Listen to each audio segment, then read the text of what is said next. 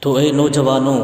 جب تم اپنی بیوی کو اپنے بستر پر بلاؤ یا اپنی بیوی کے بستر پر جاؤ صحبت کی نیت سے، وطی کرنے کی نیت سے، تو یہ کام ضرور کر لینا کہ جب بھی تم اپنی بیوی سے ملاقات کرو تو اس سے پہلے آپ وضو ضرور کر لینا، کیونکہ وضو کے بہت زیادہ فوائد آئے ہیں۔ کیوں؟ اس لیے کہ مباشرت سے پہلے وضو کر لینا، اس کے بہت سارے فائدے ہیں۔ پہلا یہ کہ وضو کرنا اس سے ثواب بھی ملتا ہے اور یہ باعث برکت بھی ہوا کرتا ہے۔ مباشرت سے پہلے وضو کرنے کی حکمت ایک یہ بھی ہے کہ مرد اور عورت دونوں میں یہ احساس ہوتا ہے کہ صحبت ہم صرف اپنی خواہشات نفسانی کی تکمیل کے لیے نہیں کر رہے ہیں، بلکہ نیک صالح اولاد پیدا کرنا مقصود ہے۔ اور دوسری حکمت یہ ہے کہ کسی بھی وقت یاد الہی سے غافل نہیں ہونا چاہیے۔ مرد باہر کے کاموں سے اور عورت گھر کے کاموں کی وجہ سے دن بھر کے تھکے ہارے ہوتے ہیں۔ تھکا ہوا جسم دوسرے کے لیے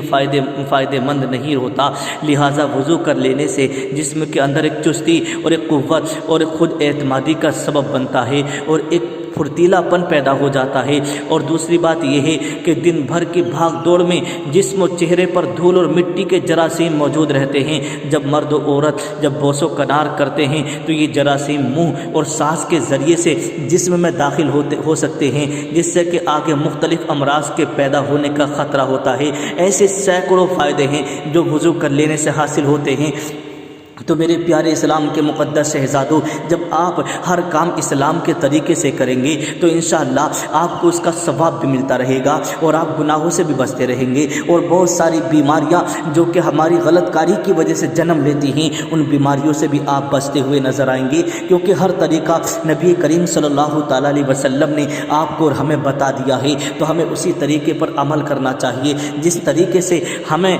جس طریقے کو نبی کریم صلی اللہ تعالیٰ علیہ وسلم نے بتایا ہے۔ تو ظاہر سی بات ہے، جب آپ وضو کر کے اور دونوں میاں بیوی جب وضو کر لیں گے اور آپس میں بوس و کنار ہوں گے تو سمجھو کہ آپس میں پیار اور محبت زیادہ ہوگی، ایک